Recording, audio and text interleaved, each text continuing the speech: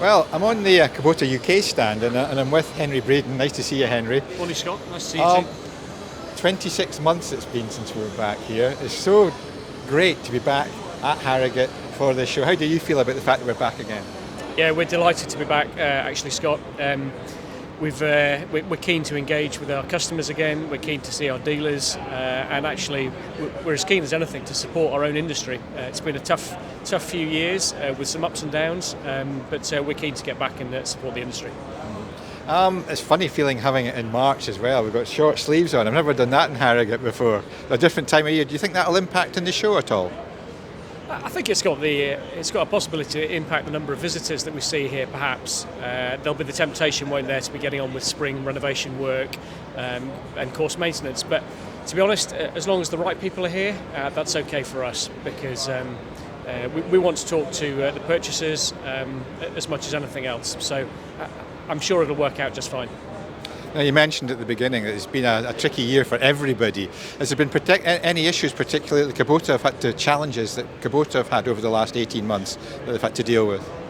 I think the supply challenge is the single biggest challenge. People are probably getting bored of hearing about it. But the thing is, like the petrol crisis came and went in sort of 2 or 3 weeks, and the supermarket panic buying came and went in 2 or 3 weeks. Manufacturing, it's like watching it all in slow motion. So actually, we saw demand fall off during the pandemic, and actually now it's catching up. But it'll take another 18 months or so, at least, I would imagine, before we get back to equilibrium. And of course, the danger is that we might see demand drop off in that period as well, where we just don't know. So yeah, absolutely, supply is the number one challenge, and I guess we're moving from trying to stimulate business to actually sort of manage customer expectations, and even try and change customer habits and say, guys, come on, let's focus on what you might be looking towards next spring, and think about getting some firm orders in now, so we can actually all plan, and the whole supply chain can then align as well. I think that's down to the customer as much as the you guys. We've got to change our thinking. I know the fact that we expect things we're such an instant society, we expect things tomorrow. That's not going to happen. We can't expect it to happen. Yeah, absolutely right. And most of us are competing for the same sort of commodities and raw materials. So whether you're making white goods, diggers, automobiles, or compact tractors, we're all sort of after semiconductors, we're all after steel. So actually, we're not alone in our industry, but it's something that we have to come together in order to challenge ourselves and face into.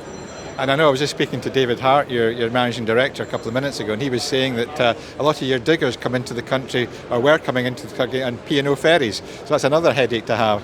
Do you know, last March we woke up and we saw that container ship straddled in the Suez Canal. This year we sort of have a P&O issue, or actually indeed the terrible goings on in Ukraine just now, all of which impact us, none of which we could have foreseen. So we're probably getting better now at just dealing with the unknown.